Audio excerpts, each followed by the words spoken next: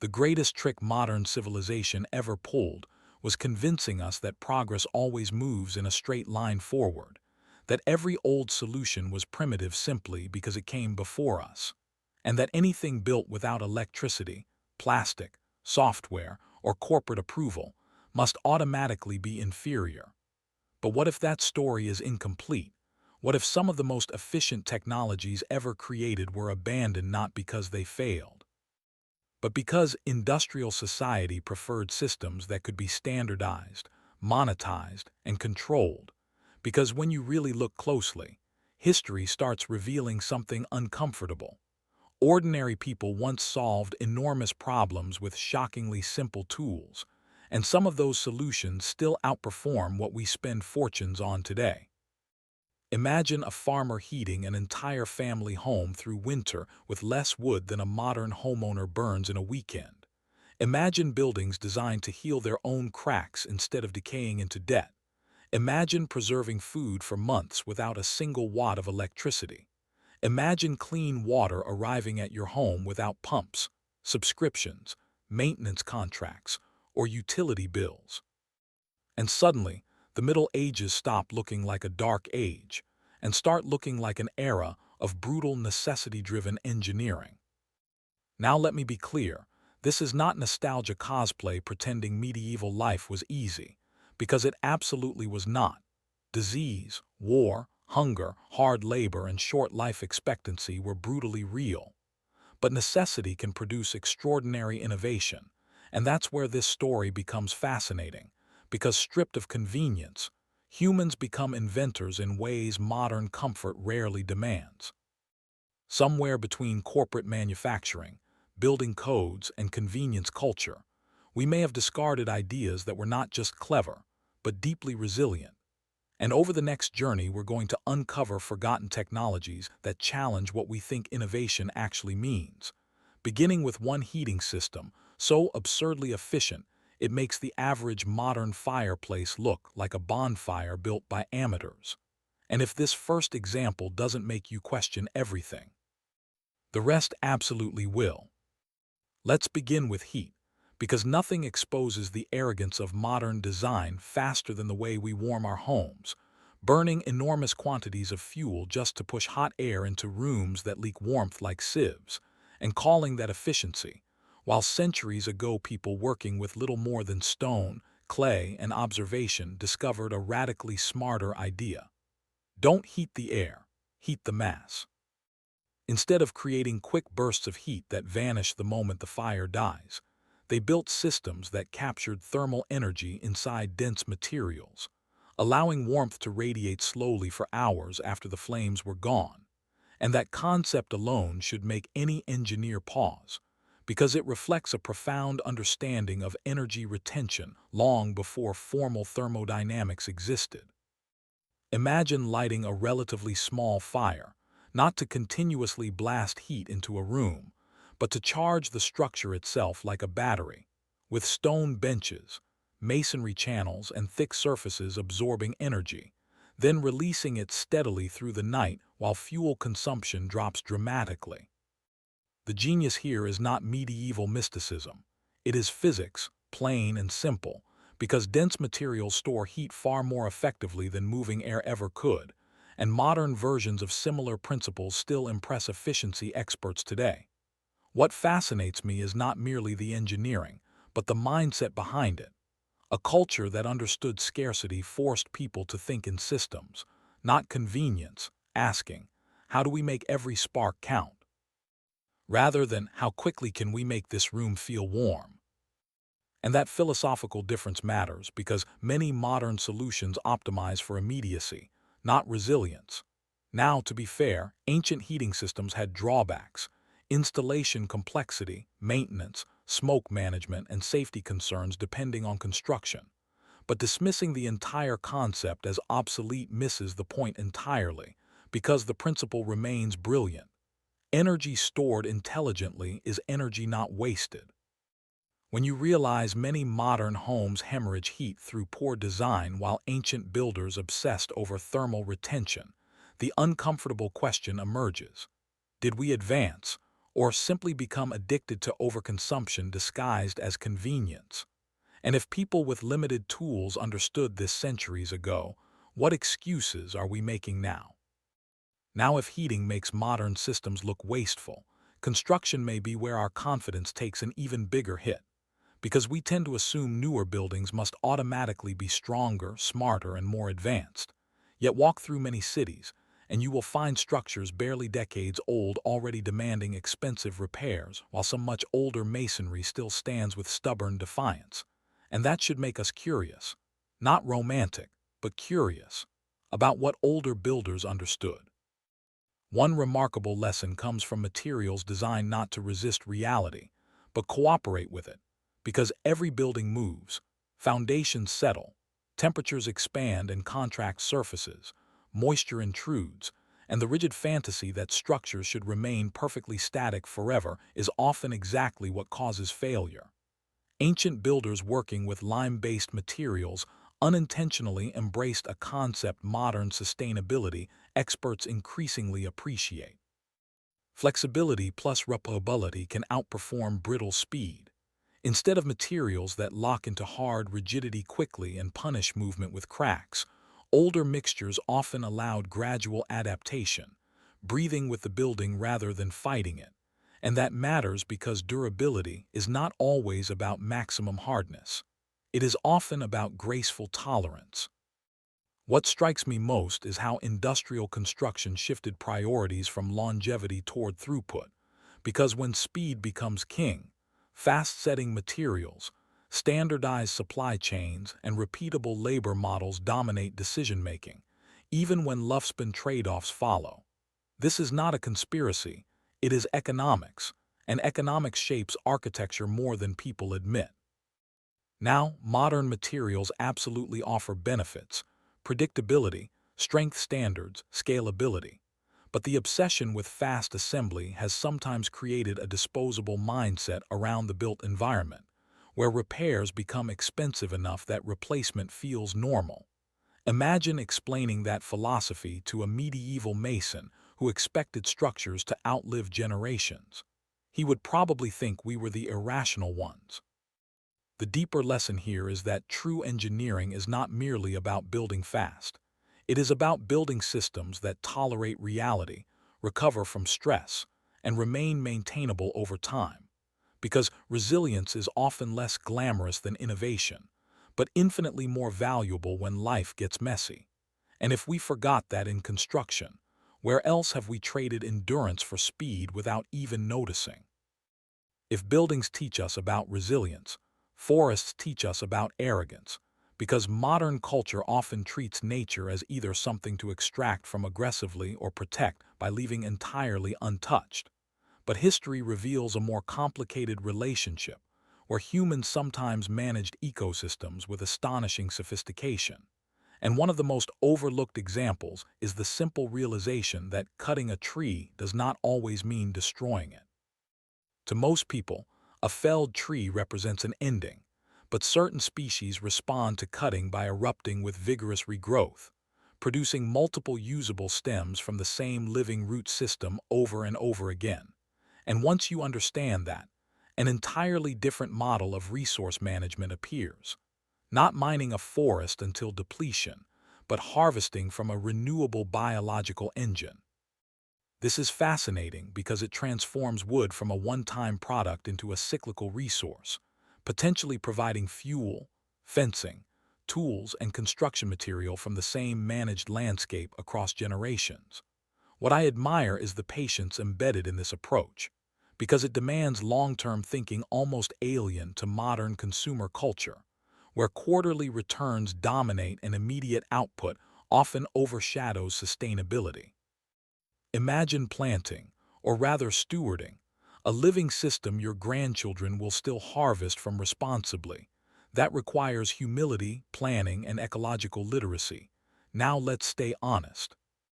Not every forest ecosystem should be managed identically, and modern environmental protections often exist for legitimate reasons including biodiversity preservation, erosion prevention, and habitat complexity.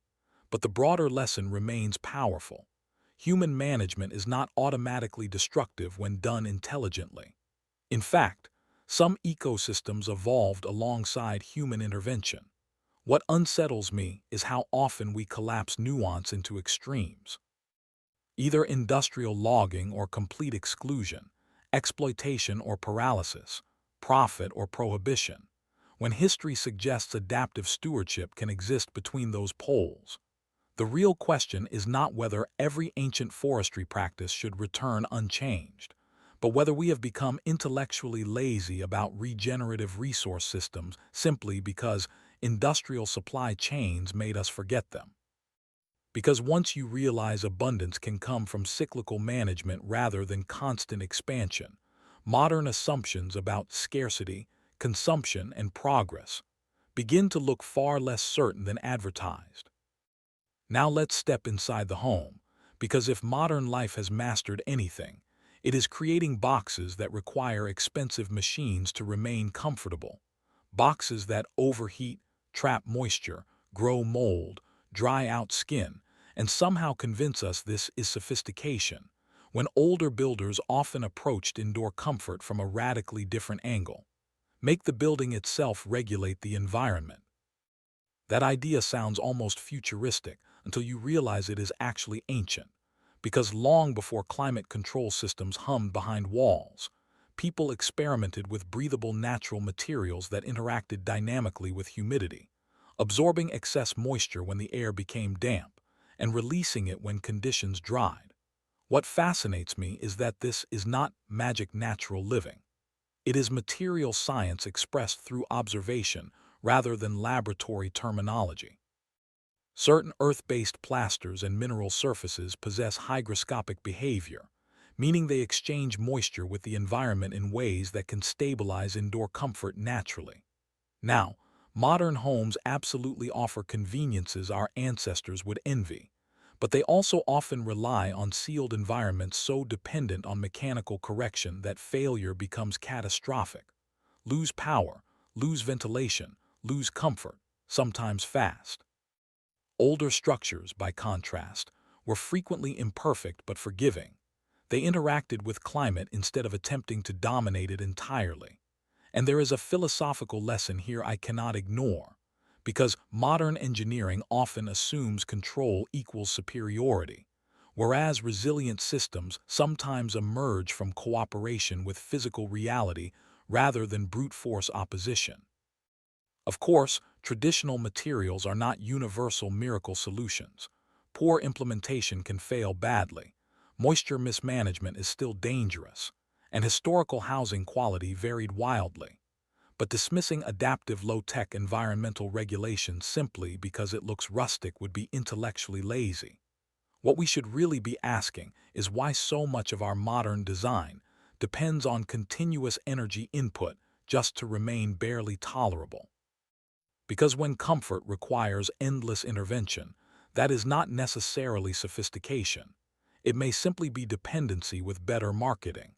And perhaps the most uncomfortable thought is this: maybe our ancestors were not always less advanced, only advanced in directions we stopped valuing once cheap energy made inefficiency easier to ignore.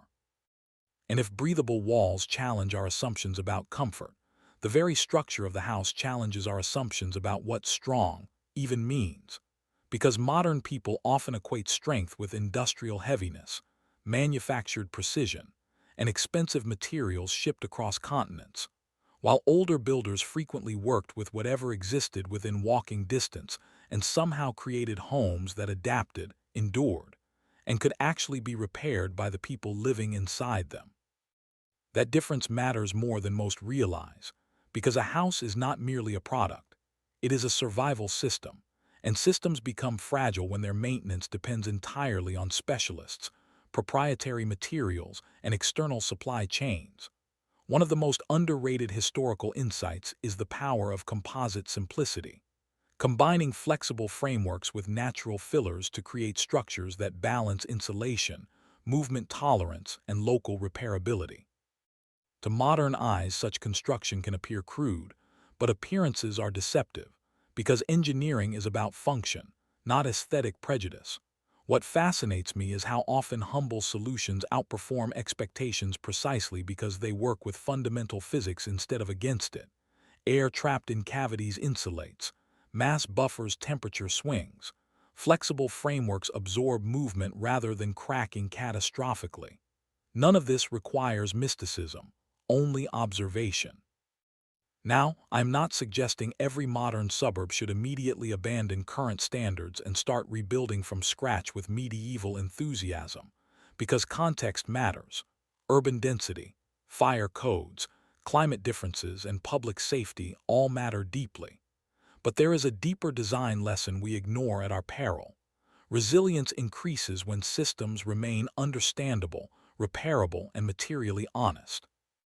Compare that with modern dependency, where a single failed specialized component can render entire systems useless, until a contractor becomes available sometime next Thursday between 9 and never. Older households often lacked luxury, but they possessed intimate system literacy. They knew how their homes worked because they helped build or maintain them. And perhaps that is what unsettles us most, because convenience has outsourced competence.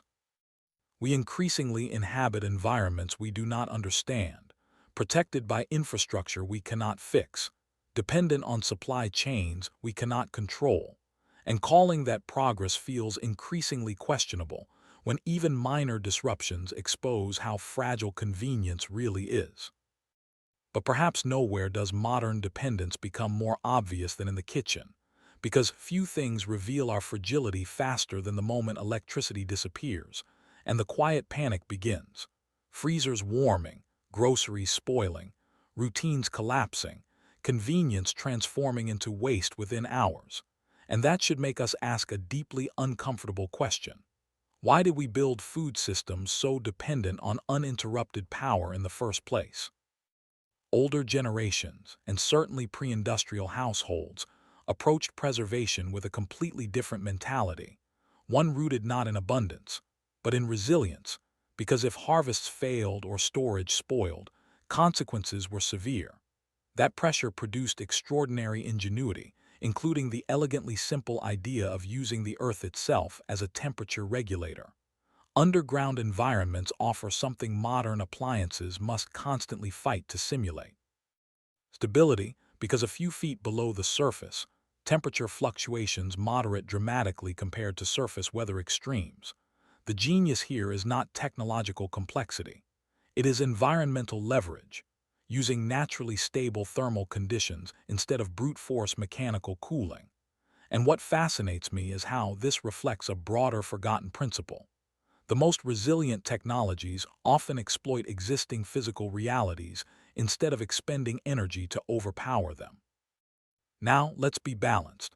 Traditional storage systems had risks, including moisture control, spoilage management, pests, and food safety variables that modern refrigeration dramatically improved for many use cases. No serious person should romanticize all historical food storage uncritically. But resilience is not about replacing every modern convenience. It is about understanding alternatives when centralized systems fail. Because the uncomfortable truth is that efficiency optimized for normal conditions often collapses under abnormal ones, while simpler decentralized systems can remain functional precisely because they require less complexity. Imagine losing grid power for days and still maintaining access to preserved food because your storage system depends on geology, not circuitry. Suddenly, old-fashioned begins sounding less naive and more strategically intelligent. Perhaps the real lesson is not that modern refrigeration is bad. It is that total dependence on singular infrastructure is risky, and our ancestors, by necessity, designed with redundancy in mind in ways we increasingly have forgotten how to do. And if preserving food teaches us about resilience, water teaches us about dependence even more brutally, because you can survive without refrigeration longer than you can survive without clean drinking water. And yet most modern people receive water through systems so complex they might as well be invisible magic. Pipes, pumps, treatment plants, pressure infrastructure, electrical grids, until something fails and suddenly civilization feels frighteningly thin. What astonishes me is how often older communities solved water challenges not through complexity, but through patient understanding of terrain, gravity, and natural flow. Because gravity, unlike machinery, never sends you a maintenance invoice. Imagine locating a reliable spring at higher elevation, protecting the source, channeling the water carefully downhill, and allowing physics to perform the labor forever. There is something almost offensively elegant about that simplicity. And before anyone accuses this of romantic fantasy, let's stay grounded. Water safety is serious. Contamination risks are real, hydrology is site-specific, and modern public health infrastructure has saved countless lives. None of that should be minimized. But acknowledging modern achievements does not require pretending decentralized passive systems lack brilliance. In fact, the most robust engineering often removes failure points rather than adding them. Fewer moving parts generally means fewer breakdowns. Fewer dependencies often means greater resilience. This principle appears across aerospace, industrial design, emergency systems. So why are we surprised to find it in historical water solutions too? Perhaps because we have become culturally conditioned to equate complexity with sophistication, when true sophistication may sometimes be elegant simplicity engineered intelligently. And this leads to an unsettling thought. Many modern households cannot access even basic water without invisible centralized systems functioning perfectly, whereas older communities often designed around local environmental literacy. They knew the land, the watershed, the slope, the seasonal changes. That knowledge itself was infrastructure. Perhaps what we lost was not merely a technique, but a relationship with place. Because dependence is not only technological, it is epistemological. When you no longer understand where essentials come from or how they move, resilience quietly erodes long before any actual emergency arrives. But access to water is only half the battle, because clean water has shaped civilizations, toppled cities, and determined survival long before anyone understood microbes. And what makes history fascinating is that people often discovered effective solutions through relentless observation, even when they lacked the scientific vocabulary to explain why those solutions worked. One of the most humbling lessons in human ingenuity is this. Practical success does not require complete theoretical understanding, because sometimes people notice patterns first and science explains them centuries later. Consider simple filtration concepts, layering natural materials, slowing water movement, allowing biological and physical processes to do the work gradually rather than forcing instant purification. To modern minds conditioned by chemical branding and high-tech devices, such methods can sound primitive, yet some of the principles behind them remain foundational even now. What fascinates me most is the mindset, not technological dependency but empirical curiosity. This seems to make people less sick, so let's keep doing it. That is science in its earliest, roughest form. Now, let us be extremely responsible here. Untreated water can be dangerous, pathogens are real, and no one should assume every historical purification method is automatically safe in every context. Modern water treatment exists for excellent reasons, but dismissing low-tech purification principles entirely would be equally foolish, because emergency preparedness, disaster response, and decentralized resilience still rely heavily on understanding physical filtration, adsorption, sedimentation, and biological processes. The deeper point is not nostalgia, it is adaptability, because when systems fail, understanding principles matters far more than brand loyalty. What truly unsettles me is how thoroughly consumer culture has trained us to outsource even basic survival literacy to purchase products, as though clean water itself were a subscription feature. Our ancestors often lacked comfort, but they possessed operational competence born from necessity. And while I would absolutely choose modern sanitation under normal conditions, I also recognize a civilization becomes fragile when most of its citizens cannot explain how to secure safe water without industrial infrastructure. Resilience begins where ignorance ends, and perhaps that is the uncomfortable thread tying all these forgotten systems together. Not that the past was better, but that dependency has made us less capable than we realize. Now let's talk about something modern society spends billions trying to control, yet often handles with astonishing bluntness. Pests, because the moment insects invade, our instinct is usually chemical warfare, sprays, traps, toxins, warning labels, and enough synthetic compounds to make the average kitchen resemble a low-grade laboratory. And while some of those tools absolutely have legitimate use, history reminds us that humans were fighting unwanted creatures long before aerosol cans existed, often with surprisingly sophisticated observational knowledge hidden inside what modern people dismiss as folklore. Because here's the thing about traditional remedies. Some were nonsense, absolutely, but some were empirical chemistry wearing the clothes of superstition. Certain aromatic plants evolved chemical defenses against insects, and observant humans learned to exploit those defenses without needing molecular diagrams or marketing departments. What fascinates me is how often nature already solved problems we later industrialized, isolating compounds, refining delivery methods, scaling production, and then forgetting the ecological origins entirely.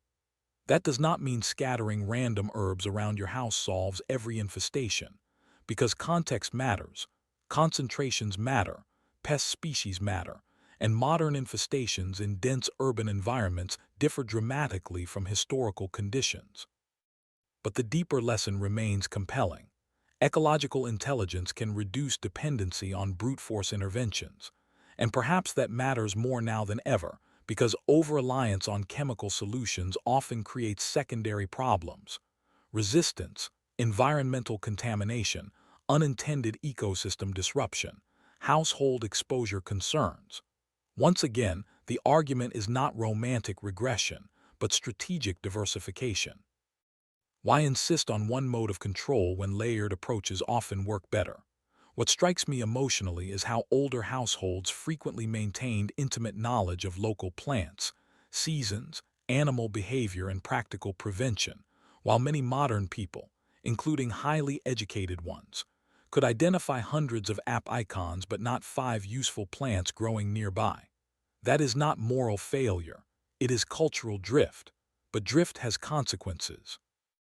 Because resilience is partly knowledge density, the more practical options you understand, the less helpless you become when conventional systems underperform. And maybe that is the recurring revelation here. Forgotten technologies are often less about the tools themselves and more about forgotten ways of thinking: observant, adaptive, materially literate, and deeply engaged with the environment rather than permanently insulated from it. If pest control reveals forgotten ecological intelligence, food preservation reveals something even more intimate: humanity's ancient relationship with invisible life itself. Because long before microbiology existed, people were quietly partnering with beneficial microorganisms without having the faintest idea what bacteria even were. And I find that astonishing, because it means some of our most effective historical technologies were built not from domination over nature, but collaboration with processes we only later learned to explain. Fermentation is one of those extraordinary cases where necessity, observation, and accidental science converged into something profoundly useful: food that lasted longer, sometimes tasted better, sometimes became nutritionally transformed, and in many cultures evolved into culinary identity itself. Think about how incredible that is. Generations experimenting with salt, temperature, containers, timing, and repeated trial and error until stable systems emerged, all without laboratories. That deserves respect. Now, to be absolutely responsible, food safety matters enormously, and improper preservation can be dangerous. So this is not an argument for reckless DIY improvisation. Modern standards exist for good reasons. But the broader lesson remains fascinating. Not all preservation depends on industrial sterilization, because biological ecosystems can themselves become protective systems under the right conditions. What unsettles me slightly is how consumer culture often sells us expensive wellness products, repackaging principles older societies practiced out of necessity. Supplements marketed as breakthroughs, while ancestral kitchens quietly normalized similar microbial partnerships centuries ago. That is not hypocrisy exactly, just selective memory with premium pricing. But beyond nutrition, fermentation symbolizes a larger theme running through this entire story. Resilience often emerges not from eliminating complexity, but from understanding how to guide it. Older households were not merely storing food, they were managing living processes. And perhaps that mindset is what we increasingly lack, because passive consumption requires far less literacy than active stewardship. When convenience replaces participation, knowledge evaporates. And the danger is not just practical fragility, but psychological dependency. The creeping assumption that every meaningful solution must come factory sealed, professionally certified, and externally supplied. History keeps whispering a different possibility, that competence once lived much closer to home than we now remember. And if fermentation shows us that invisible biological systems can be allies, then sanitation reveals one of history's most underappreciated truths.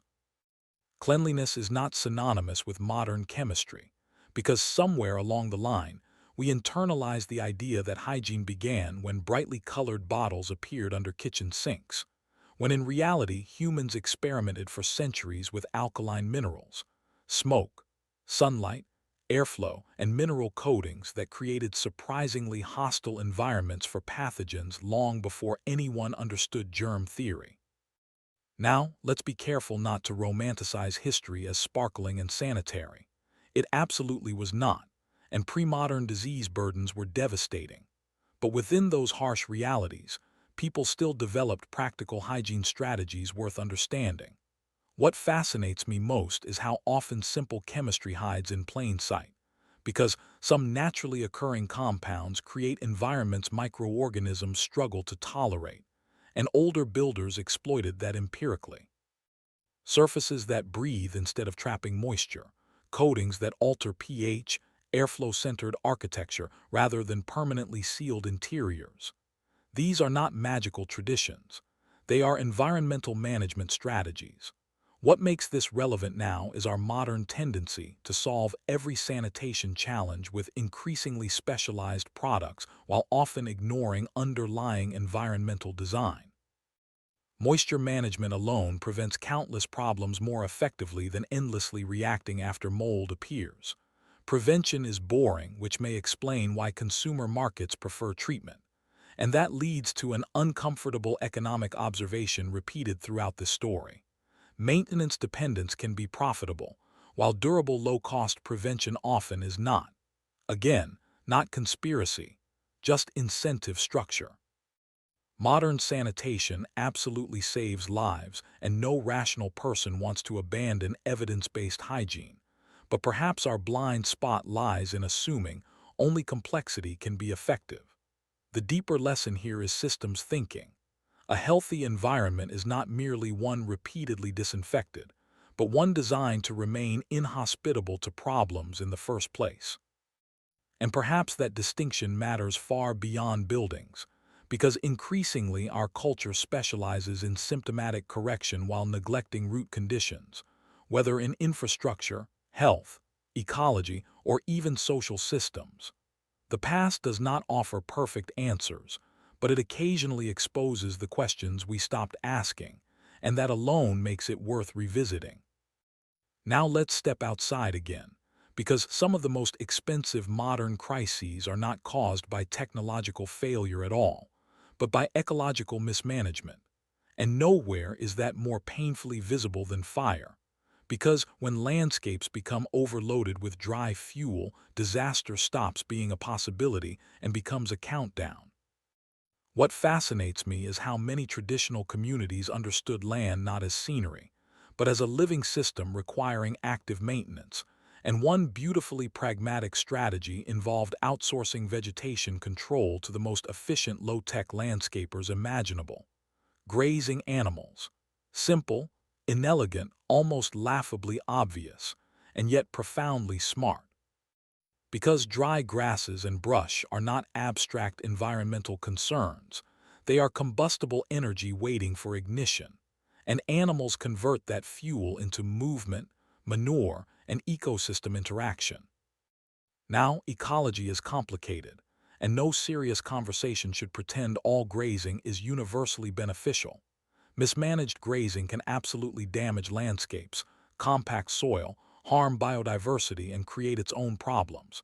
But rejecting a tool because it can be misused is not the same as evaluating it intelligently.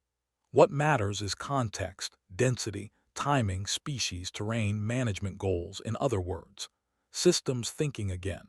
And this pattern keeps repeating, doesn't it? The forgotten lesson is rarely old equals better. It is appropriate solutions require contextual intelligence. What unsettles me is how modern societies often prefer expensive, mechanized, centralized interventions, even when simpler ecological management tools could play a complementary role, perhaps because industrial solutions feel more technologically respectable. But a machine is not inherently smarter than a sheep simply because it has an engine. If the outcome is fuel reduction achieved efficiently with ecological co-benefits, dismissing the method because it looks unsophisticated becomes a form of aesthetic bias masquerading as rationality. And maybe that is one of our civilization's strangest blind spots. We often trust complexity emotionally, even when simplicity performs. Because sophistication is not about appearances, it is about fitness for purpose. And history, inconveniently, keeps providing examples where humble systems solved real problems with unnerving effectiveness. And now we arrive at perhaps the most intimate frontier of forgotten resilience, preservation against time itself, because before refrigeration, before preservatives with labels no one can pronounce, before global cold chain logistics moved food across continents overnight, humanity faced a brutally simple problem. How do you stop precious calories from becoming lethal waste? And the answers they developed were not glamorous, but they were ingenious, because hunger is an unforgiving teacher. Smoke, salt, airflow, drying, controlled environmental exposure. These were not quaint traditions. They were survival engineering. What fascinates me is how preservation technologies emerged from deep observation of decay itself. Because to prevent spoilage you must understand, even intuitively, what accelerates it. Moisture, warmth, oxygen, contamination, time. And once you recognize that, food preservation becomes less mysterious and more like environmental manipulation. Reduce the right variables and shelf life changes dramatically. Now, modern food safety science has transformed our understanding in critically important ways, and no one should casually replicate historical methods without knowledge. But the broader principle remains compelling. Durable preservation often depended less on machinery than on process literacy. People understood sequences, conditions, thresholds, timing. They were not merely storing FUD, though were managing chemistry and biology by habit. What strikes me emotionally is how psychologically different that world must have felt, where food security depended not on opening a supermarket app, but on your competence months earlier during harvest, curing, storage, preparation. Terrifying, yes, but also profoundly skill-intensive. And perhaps that is why modern abundance can create a strange illusion of invulnerability, because convenience obscures how much invisible infrastructure protects us. When those systems fail, most households possess alarmingly little redundancy. Maybe that is the uncomfortable lesson here. Not that we should reject modern food systems, but that resilience requires alternatives, literacy, backups, and respect for the fragility of abundance. Because civilizations rarely feel fragile until suddenly they are. So what have we actually uncovered here? Because if you strip away the romantic aesthetics, the dramatic imagery, and the easy temptation to turn history into mythology, the real story is far more interesting than the past was better. Because it wasn't. Not broadly, not honestly. But the past was often far more competent in specific domains than modern arrogance likes to admit, and that distinction matters. What these forgotten systems reveal is not medieval superiority, but a different engineering philosophy built around scarcity, locality, redundancy, maintainability, and intimate environmental literacy. Whereas modern civilization often optimizes for speed, scale, specialization, and convenience, producing astonishing achievements alongside equally astonishing fragility. Neither model is inherently perfect, but pretending one completely invalidates the other is intellectually lazy. Because think about what kept resurfacing in every example. Passive heating that leveraged thermal physics, adaptable building materials, regenerative forestry, breathable architecture, decentralized food storage, gravity-fed water, ecological pest control, biological preservation, preventative sanitation, landscape stewardship, low-tech redundancy. This is systems thinking, not primitive improvisation. And perhaps that is the most humbling realization of all. Progress is not merely the accumulation of newer tools, but the preservation of useful wisdom regardless of age. Civilizations become dangerous when they confuse novelty with superiority. Now, let me be absolutely clear. I'm not suggesting you abandon public health, reject modern engineering, or cosplay your way into a medieval survival experiment after watching this video. That would miss the point entirely. The real lesson is deeper and, I think, far more important. Resilience comes from understanding principles, not merely consuming products. If electricity fails, supply chains fracture, infrastructure stumbles, or economic pressure reshapes access, knowledge becomes a form of freedom. The people who built these systems were not magical. They were observant, adaptive, and forced to engage directly with reality in ways many of us no longer are.